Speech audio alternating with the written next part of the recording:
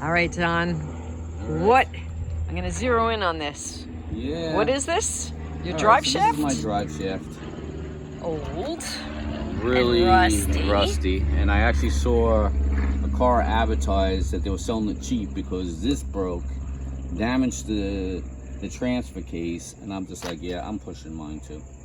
So what I did do is I ordered one on eBay, and I put all the numbers properly in there, and of course they sent me the wrong one. So now what I got to do is I'm going to take this piece off. Okay. This piece is going to go on piece? here. This goes into the transfer case. Okay. All right. As you notice, this has a bigger diameter. Yeah. So this goes into the 242 transfer case that I have. This obviously goes into, I'm not sure which transfer case. And this is a little bit longer. Now, Great. length, I might be able to make up with this, but I'm not going to. I'm just going to have it properly sized the same as mine.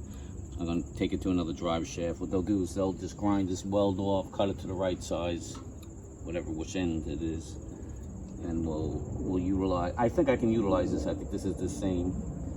And they just Great. what they do is they cut it. They'll cut it wherever they're going to cut it, and then they'll weld it back on together. Okay. So, and then we'll make this work. But it's just annoying that you think you have something that you're just going to bolt in the car, and it's not. Yeah. It's a good thing I'm changing this because this thing is really shot. All right. And lesson learned is even if you do put all of your details into eBay and it says this fits your vehicle, Yes. you're still taking a chance.